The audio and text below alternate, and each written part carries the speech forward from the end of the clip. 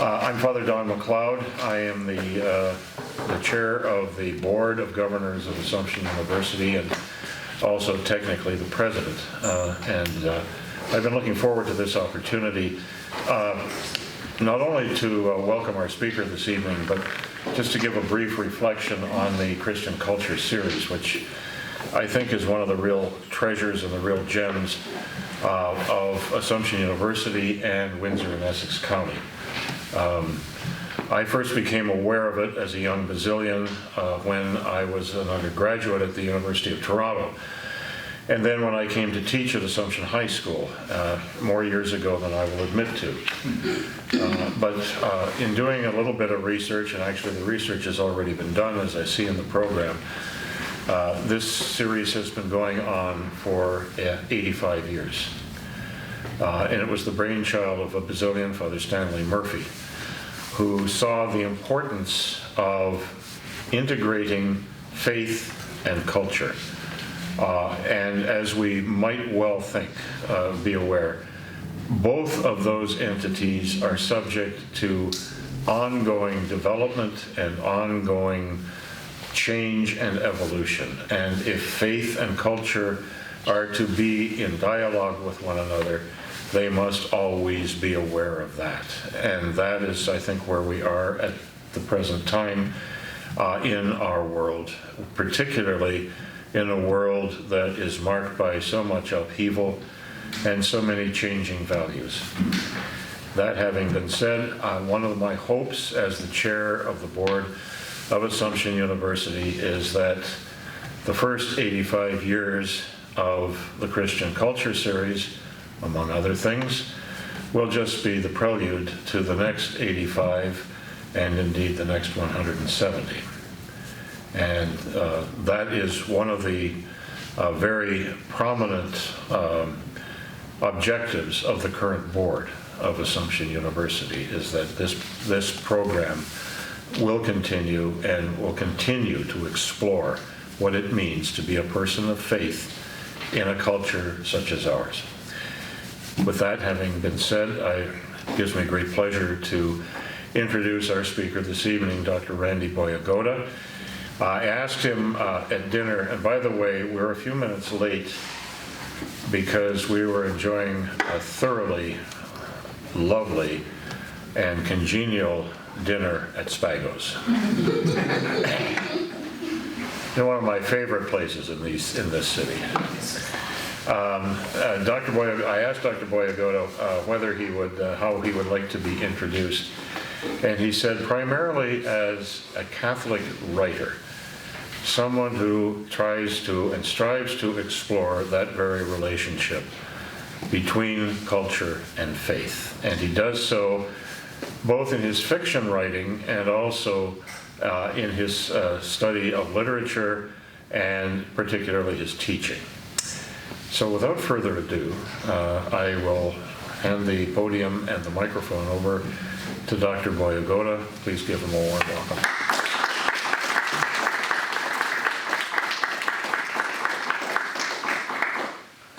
Thank you very much, Father Don. I had no idea I had to come from Toronto to Windsor to get a good Italian. That worked out pretty well.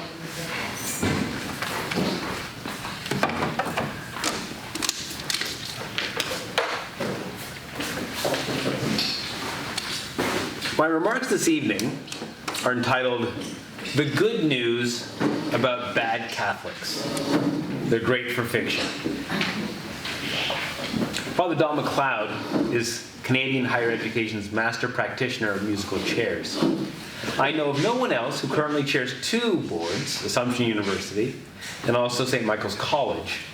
I'm grateful he's here today, if less grateful, admittedly, for how he set this talk up for me during a board meeting last week in Toronto. During that session, Father Don pointed out the deep and very distinguished history of the Christian Cultural Series here at Assumption, noting in particular that one of its earliest lecturers was Sigrid Undset, a Nobel laureate in literature. No pressure, in other words. Thank you to Richard Cornell, past principal of Assumption, for the original invitation. Congratulations to Professor John Cappuccini on his recent appointment as interim principal. Thank you very much to Cecile Bertrand and colleagues for arranging everything for this evening. And finally, I'd like to note that in addition to the Basilian connection between us, I hold the Basilian chair in Christianity, Arts and Letters at St. Mike's U of T, there's also a Windsor connection by way of my publisher for original Prin, Biblio Oasis from Wyandotte Street, which I add is enjoying an excellent publishing year with high-profile prize nominations well beyond being North America's foremost publisher of Sri Lankan Canadian Catholic fiction. Speaking of which, I'll begin now my remarks for our evening. A little while ago, I found myself all alone in the middle of America. I had some free time, and so I did what I think a lot of people, millions perhaps, do when they are all alone in the middle of America with some free time. I bought a bag of Doritos, and then I turned on a television. Going from channel to channel, I found sports, politics, and programs that involved people yelling at each other about sports and politics. Then I found a movie. It caught my attention immediately. The movie was about a middle-aged man leading an ordinary life. He's married, children, he has an office job, and he's a practicing Christian. I started watching the movie shortly after it started, so I never figured out exactly what had gone wrong, but it was very clear that something had gone wrong in this man's life, in his family life, his professional life, and his religious life. He was faced with crises on all fronts, and the movie was the playing out of his effort to get right with his family, get right with his work, and get right with God. I was transfixed. At the time, I was working on a novel, original Prin, that was more or less about these same matters. In my case, it was a novel about a middle-aged Catholic professor of Sri Lankan background living and working in downtown Toronto, who goes into a crisis when he's diagnosed with prostate cancer, learns his university is going to shut down unless it opens a satellite campus in the Middle East, and hears a divine calling to go to the Middle East, to help open that satellite campus, save his university, help improve the situation of persecuted Christian minorities, and therefore do something meaningful with his faith. He goes on this trip I had against his wife's wishes, and in the company of his sexy ex-girlfriend from graduate school. The details of the movie I was watching were obviously different, but the basic interplay of three kinds of crises, of faith, family, and work, were the same. And so, as you could imagine, I watched the movie with great interest. But that interest had a particular source that lasted well beyond the 2 minutes it took me to consume a quarter-pound bag of extreme nacho cheese Doritos. Indeed, while washing down those Doritos with a quarter-pound bag of M&Ms, I slowly came to realize why this movie was so captivating. It was really, really bad. It was terrible. The acting was wooden, and the deep, deep orange Dorito stains on my fingers felt more natural than the movie's dialogue. Well beyond my creative interest in the story, I couldn't stop watching because I couldn't believe someone would make a movie so earnest and obvious. Moments after I started watching, I knew these struggles would end well for the main character and those around him. I could tell the wife would forgive him, his boss would give him another chance, and Jesus would high-five him on his way back to church. The movie's dramas felt pedagogical, moralizing, flat, not real, searching, supple. There was, as both the source and summit of the movie's animating spirit and intelligence, something pleasant and satisfied and earnest and intentionally innocent about the whole thing. Now, other than the Dorito tan on my fingers, which stayed with me for 3 years, I didn't think about, that was a joke, I didn't think about that movie until a few weeks ago when I was reading The Hundreds, a new book by two professors, Lauren Berlant and Kathleen Stewart. Stewart is a professor of anthropology at the University of Texas, Austin, and Berlant is a professor of English at the University of Chicago. They are highly regarded scholars in their fields, and perhaps best known as leading proponents of something called affect theory, which focuses on evidence of the relationship between emotion and experience, between experiences of the front world around us that Father Don mentioned in many persuasive ways in his introduction, and our own immediate experiences. Could I just say fiat lux and something good will happen right now? Is that possible? Should I just stay in the darkness? A voice from the darkness is coming out to you now. Out of the abyss, I'll continue to create, yes? It shuts off. Wave your arms around. Just wave my arms around and that'll do something? I don't mind speaking as a voice out of the darkness. Okay, I'll keep on going. See, the beauty of this is all of this is going to show up in a future novel, just so you all know. Okay. So this work is about experiences of the front world around us and one's own experiences, where feeling something rather than doing anything is the decisive experience. Now, a lot of people devote a lot of time to this very idea of feeling something rather than doing something, and then assigning value to that experience of feeling rather than doing. Now, this makes sense. In an age where politics, where consumerism, where technology, among any number of other pressures, buffet the self and undermine the possibility of meaningful, felt experience of communion with others and contact with our world and each other, these authors invite us to seek feeling through contemplation, to contemplating, in a sense, ourselves. To demonstrate as much, Berlant and Stewart write about assorted minor moments of uplift that they themselves experience. Listening to a small-town orchestra from a lawn chair in the middle of summer. Watching children fly around on swings and slides at a playground. Sharing a funny and beautiful moment with a stranger on a beach. They write with the most intensity, though, about writing itself. About writing about these experiences. In so doing, they call on us to notice and then write about a world saturated with being.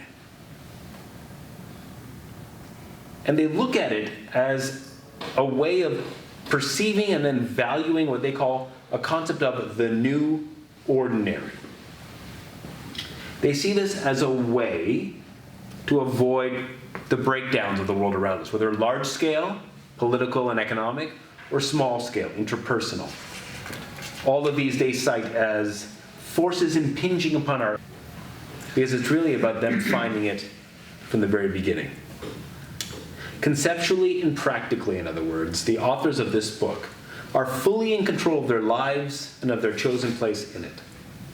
Obviously, what's found and presented for our consideration in Berlant and Stewart's work is starkly different than what we find in that Christian movie, but the struggle itself feels flat in both cases. In other words, when it comes to the drama of our daily and ultimate existence, good suburban Christians and good secular progressive English professors already have all of the answers and have found ways to contain in these answers forms of doubt, difficulty, and struggle that will never finally challenge them. I'd like to propose to you this evening that there is a dangerous satisfaction in all of this, in that it presumes and promises a singular and singularly secure sense of the world as it is, and of our place and our role in it.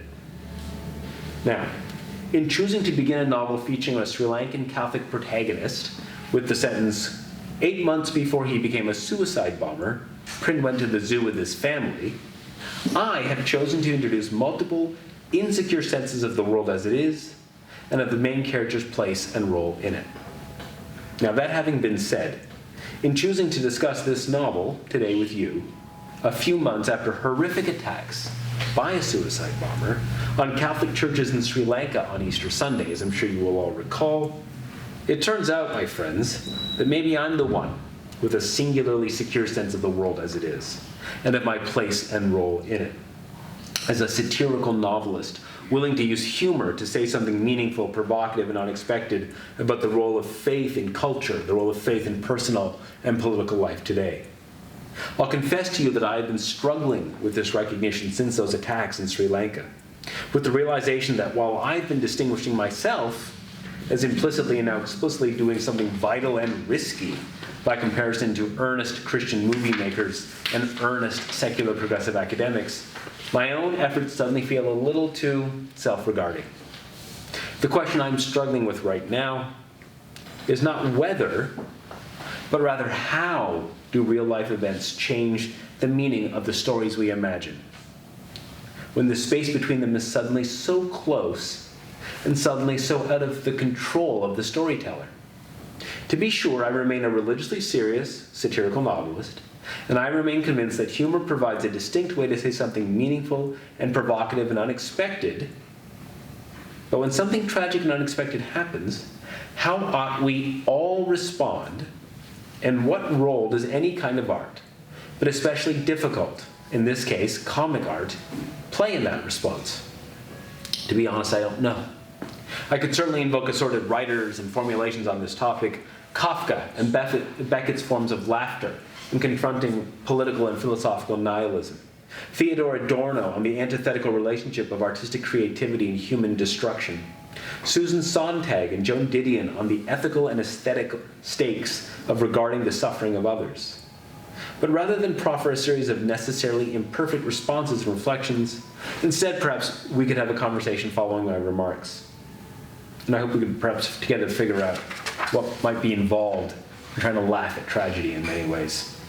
Now, meanwhile, as I help to what I feel is necessary, let me say a little bit more about original Prin, the novel I'm here to read to you from. I can tell you that the original version of original Prin was the literary love child of bad Christian storytelling and good English professor theorizing. It was a 600-page account of self-satisfied struggle, pretending to be the playing out of the crisis of faith, family, and work. When I finished the original version of the novel, I didn't think so, of course. It was only after I gave it to my editor, John Metcalf, that I discovered as much. John told me there were two problems with my novel. The first was that it was a 200-page comic novel pretending to be a 600-page novel of ideas. The second was that it was a book about religion, not a book about belief. My problem with your book, Randy, he told me, is that it's all smells and bells and opinions about Pope Francis. It's not theologically serious enough. Prin has lots of ideas about God, John said, but there's no evidence that he believes in God. His comments, and I add that John Metcalf is an octogenarian atheist, recall comments Graham Greene made in 1981 when he identified his own sudden interest in being a Catholic writer. He said, "I think it was under two influences, in the backward and forward sway of my sympathies, that I began to examine more closely the effect of faith on action. Catholicism was no longer primarily symbolic, a ceremony at an altar with the correct canonical number of candles, with the women in my Chelsea congregation wearing their best hats, nor was it a philosophical page in Father Darcy's Nature of Belief. Catholicism was closer now to death in the afternoon." It's through the coming together of his professional life as a writer with his personal life as a Catholic that the distinct and full potential of Catholic storytelling came to Graham Greene. That resonates a great deal for me. I think it's not without significance that I wrote a 600-page, opinion-driven, and largely theoretical novel about Catholic life while working as an English professor at Ryerson University, and then turned it into the 200-page comic and largely autobiographical Catholic novel that it is today, while serving as the principal of St. Michael's College at the University of Toronto. I like to say that it was a lot easier to be Catholic at Ryerson than to be Catholic at St. Mike's. And I still think that's true. I'll reserve judgment on what it means to be Catholic at Assumption in the context of Windsor. But I'll say this from my time at Ryerson. There was very little mutual demanding between my professional life and my personal life at Ryerson. Whereas at St. Michael's, in a more complexly sacred secular context, there's more natural and necessary mutual demanding, which results in tension. And as I'll explain in a moment, while tension may produce some stress, an understatement at St. Mike's, some of you may know, and as Father Don certainly knows, it's also very good for fiction. Indeed, before coming to St. Mike's, when I was then working on my first avowedly Catholic novel, I was intent on exploring ideas about religious belief in a bourgeois world, rather than exploring what happens to a bourgeois religious believer's sense of the world when it's mortally and unexpectedly threatened. Writing fiction as a Catholic in both personal and professional contexts has revealed the best thing available to me as a writer in my faith tradition. The personally and publicly felt cosmic drama of sin and redemption, of self-possession struggling with being held and counted by God, of trying and failing and trying again to say, to pray, and to do better, and failing and trying again and again and again. This, as I'm sure many of you know, is life as a bad Catholic. And bad Catholics make for good fiction. They make for good fiction for the same reason that St. Augustine's Confessions is the single best first-person search for God ever committed to the page, beginning on page 1, when Augustine says, "Our heart is unquiet until it rests in you," and also says, "Anyone who invokes what is still unknown may be making a mistake." A Catholic literary and intellectual sensibility, making sense of the relationship between Christianity and culture, is charged with the force of seeking God and doubting whether God can be found, of longing for the serenity of God's presence and worrying about having the wrong expectation of what that presence is and will be. I was recently reading a sermon by soon-to-be St. John Henry Newman, in which he observed that the great challenge to Christian belief is God's decision to die in an entirely public way and then to be resurrected in the view of a few friends. Everyone sees only the failure, leaving the few who experience the triumph to tell of it, to account of it to others. The fullness of a meaningful human life, lived and told, is a fullness made possible by accepting the basic and irreducible tension of seeking God and not fully finding God, of seeking presence and not knowing how to find that presence, or, if you do find it, knowing how to tell others about it. The works I mentioned earlier had no such tension. They offer examples of seeking things and finding them, of knowing always how to find them. With original Prin, and independent of how we should conceive of its tone and action in light of recent events, I was intent on creating the kind of tension we seek in fiction, the kind of tension we find in religious experience. The novel's main character is a husband and father, a professor and a believing Catholic, a seeker who doesn't fully find God, but finds enough of God's presence to inspire him to do something unexpected with his life, only for that life to play out in far more unexpected ways than he thought possible. In turn, this leads him to question his thoughts, his actions, his identity, his faith, while all the while still seeking those answers. Bad Catholics make for good fiction because what we all seek in fiction is tension, drama, the possibility of real fullness even in its elusiveness, the possibility of real loss in its proximity, the chance to do better and the failure to do so, and the ever-warm, blood-singing will to try and try again. That's what I seek as a reader, and that's what I seek to offer as a writer. Of course, whether I do or not is not entirely up to me, and has as much to do with the times in which my efforts are being read. And that speaks to the final challenge I think a religiously serious writer has today. There is an unintentional flatness and banality to that bad Christian movie I mentioned earlier, and an intentional flatness and banality to Berlant and Stewart's book. A fully religious sensibility, by its very nature, cannot be flat and banal, but instead has to be open to layer upon layer of meaning and experience. And for Catholics, and for Catholic writers, the field of reference is fundamentally cosmic and cosmopolitan, local and global, contemporary and historical, professional and personal. And also, as we have all sensed, tragic. Not decisively so, in thinking about the prominent truths, let's say, of Easter, but absolutely tragic in thinking about Easter morning in Sri Lanka. Catholic writers, trying to make sense of these situations, can draw on a 2,000-year ongoing and continuous tradition of expression, inquiry, practice, questioning, and answering that I think at base tries to understand the stakes and the implications of two statements from the Gospel of John. The first is when Pontius Pilate poses the question, "What is truth?" And then moments later presents the suffering, denigrated Christ to the crowd and declares, "Here is the man." Whether acknowledged in such terms or otherwise, I think all writers live and write in the space and dimensions of human experience that exist between Pontius Pilate's question and God's answer, or what Jewish philosopher Martin Buber calls the effort to, quote, tow the timeless into the harbor of time. Self-evidently, writers of all traditions and in all times and places make a go at this and reveal much. Within this, I think Catholic writers have an especially keen sense of the texture and depth of those spaces and dimensions because of the sheer mass of the Catholic tradition itself that has been made manifest in our tradition's many artistic responses to Pilate's question, what is truth, and God's answer, here is the man, which include, among other things, comedy. As Dante scholar John Scott observes, quote, Christ's death delivers humanity from tragedy and makes comedy possible.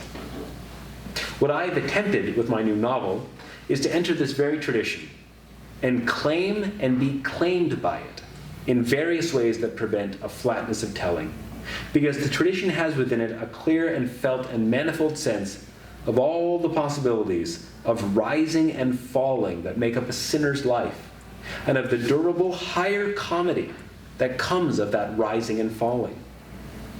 These days, and thinking especially of those attacks on those churches in Sri Lanka, that durability depends on taking a very, very long view. To that end, I will close these remarks before I read a selection from the novel with the following. Pointing to a writer who wrote the ultimate durable higher comedy about the lives of sinners.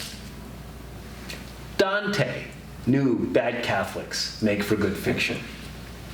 Bad Catholics trying and failing to be better and then giving up, that's Inferno. Bad Catholics trying to be better and starting to be better, that's Purgatory. Bad Catholics made better, that's Paradise. Thank you.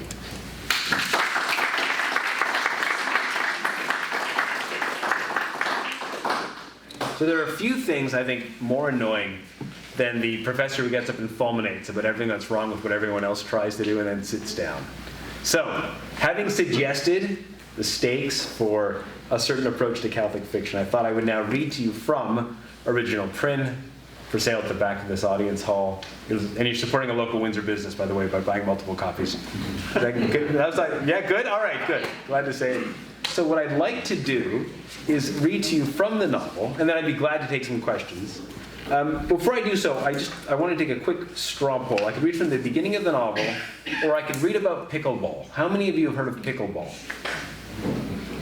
Should I do the pickleball? I'll do the pickleball instead. Okay. So I think you have a sense of what this novel is about. What I'm going to read to you from now is a point partway through the novel. At this stage in the book, Prin, the main character, which I mentioned in my remarks, has gone through a successful treatment for prostate cancer. And he's now in recovery mode. But the challenge he has is that he agreed to play in a father-son pickleball game with his dad on Good Friday. Who here doesn't know what pickleball is? Okay, pickleball is ping pong meets tennis meets squash, primarily for senior citizens. Does that make sense? Yeah. Is that fair? Everybody knows pickleball? Okay. So I'm going to read to you now from Prin, trying to be a good son and a good bad Catholic, playing pickleball on Good Friday in a father-son pickleball tournament with his dad. So this is from original Prin. Good game, Prin said. Good game, his dad said. They fist bumped each other and their opponents and walked off the court. But next time, when I call the shot, I let you call the shots, Dad, Prin said. Good son, said Kingsley. For the last 3 hours, he'd been playing a game of oversized ping pong with viciously competitive old men and their flabby middle-aged sons. Kingsley and Prin were undefeated so far. He was starving and dizzy and looking for a theologically respectable reason for how he was spending his Good Friday. Elsewhere right now, Filipinos were volunteering to be nailed to crosses. Italians were dragging crosses across cobblestone. Americans were setting up thick, polished veneration crosses made of hypoallergenic wood. Molly and the girls were baking hot cross buns for the homeless. Egyptians were deciding whether to venture outside. And Prin was wandering through a padded gymnasium, his eyes watering from all the antiphlogistin being applied around him. How could he make this Good Friday good again? The only noise he could hear was a constant tapping, a half-dozen wiffle balls knocking against wooden paddles at long intervals. And also the gasps of men in sudden pain, stretching and lunging, hammering shots and being hammered right back. Prin closed his eyes. This was the sound of the soldiers hammering nails into Christ's hands and feet as they hung him on the cross. This day, this very day. Yes, and those gasps were the sound someone made from being hammered onto a cross. And the sound of someone hammering someone onto a cross. Because how could you do that to someone and not gasp? Prin, what the hell? You're just standing there dreaming. Sorry, Dad, it's just that it's Good Friday and stop your Jimmy Swaggerting. Let's get going.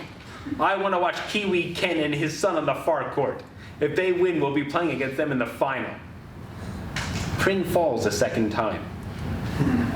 Actually, he just slipped on his own sweat, lunging for a nasty little drop shot. But when he went down, he stayed down.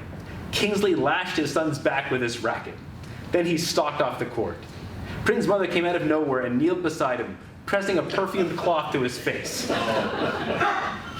She was wearing a t-shirt that read, "Don't worry, Beyonce."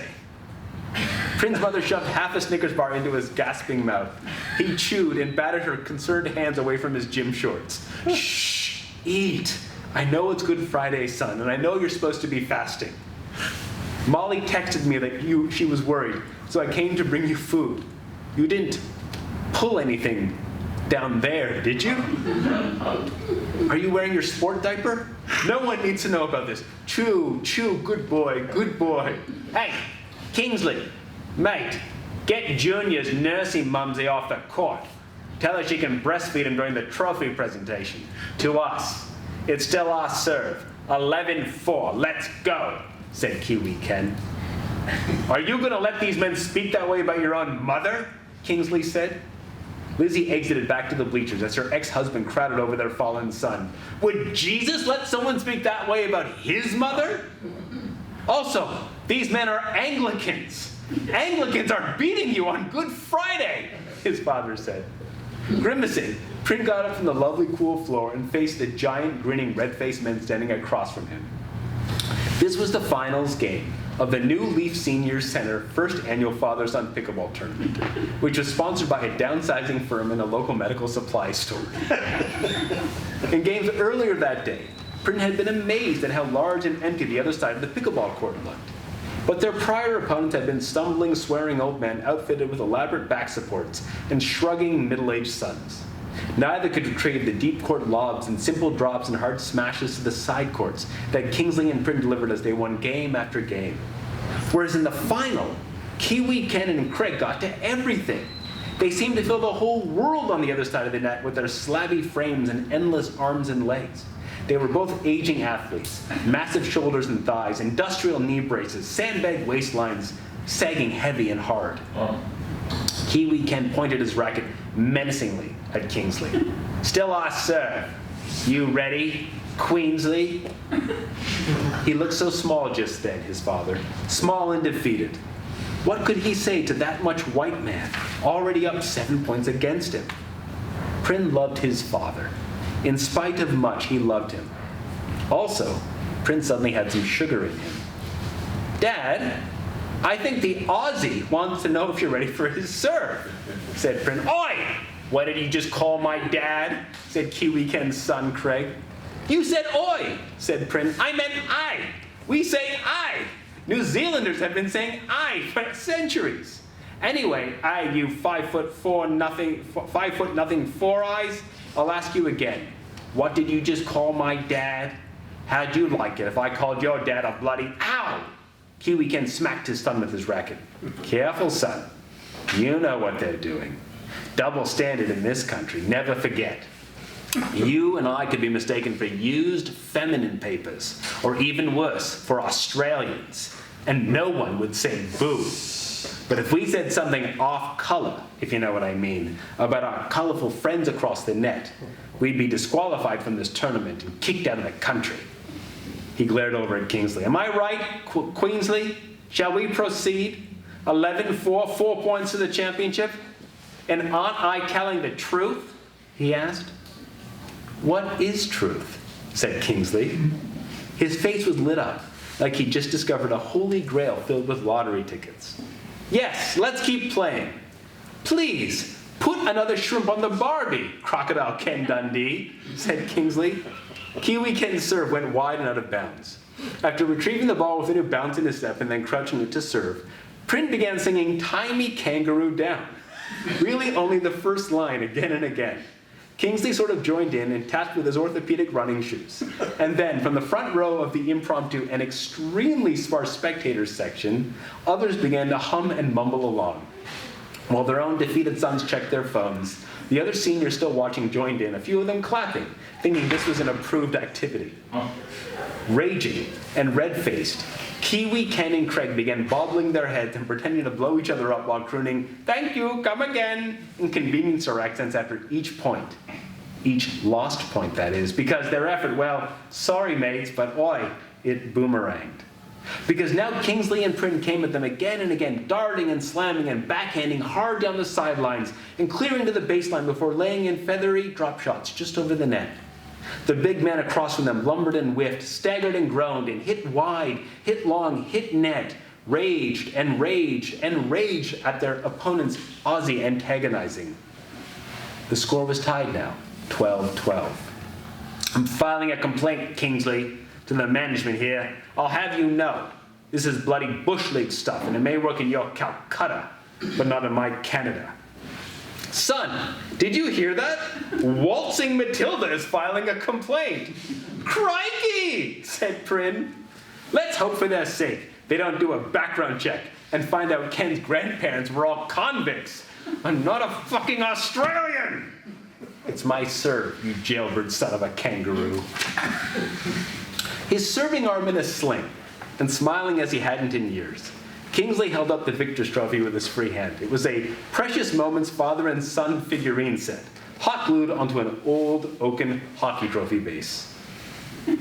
His mother's new husband, Kareem, took pictures of him and of him with Prin, and even ones of Kingsley and Prin's mother, Lizzie, and Prin.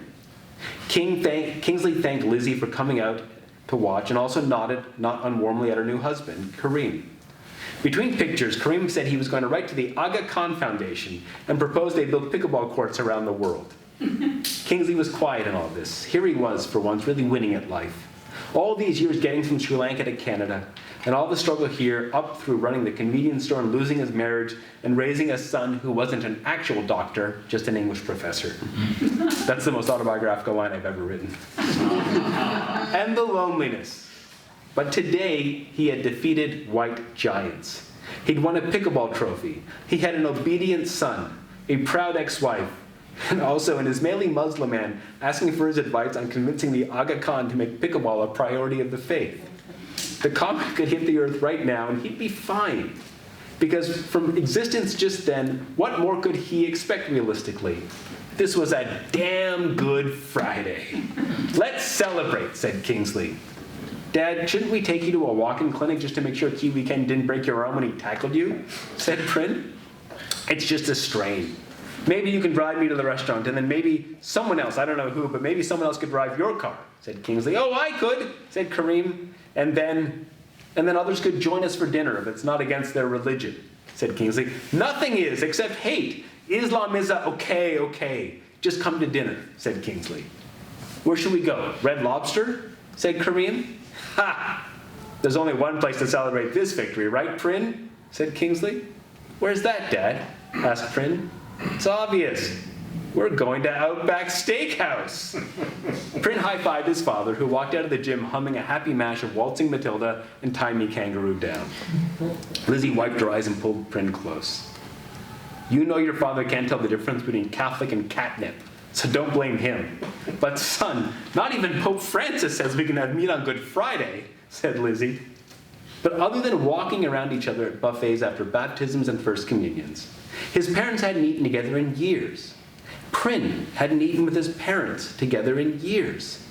Oh, his heart ached in a way he didn't know was still possible about his parents, for the prospect of their being together just for an hour. Prin had to find a good reason to do this.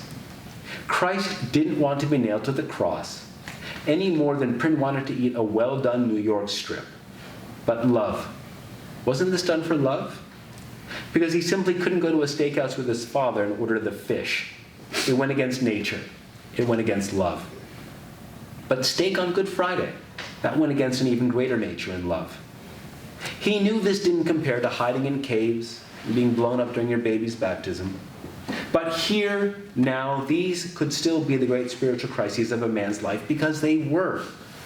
Disappoint one father and make one mother cry, or do the same to another father and another mother. Prin decided he would take up a cross made of charbroiled strip loins and accept a crispy crown of bloomin' onion. Because yes, we are fallen, and at the same time we have been redeemed. Because it was 3 o'clock on Good Friday, but it was already Easter Sunday, always. Thank you.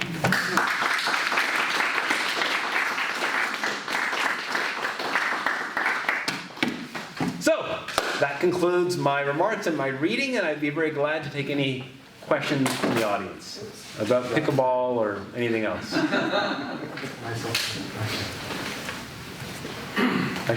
Questions? I will say, as a way into questions, this is what I've described as a cracked autobiographical novel. There's clearly some parallels, but I wouldn't say that it's me exactly. But I should probably note my parents' responses to the book. My mom, God bless her, watches our kids for us every Wednesday. My wife and I both work full time, and on Wednesday, neither of us can get home in time for the kids. We have 4 daughters. So on Wednesdays, my mom stays at our place and watches our kids for us. And when I was working on this book, one day I came home, and there's my mother waiting for me at the door with tears in her eyes. Now, my mother is a South Asian mother. She usually has tears in her eyes. But she says to me, "Randy, do you have cancer?" And I said, "No, what are you talking about?"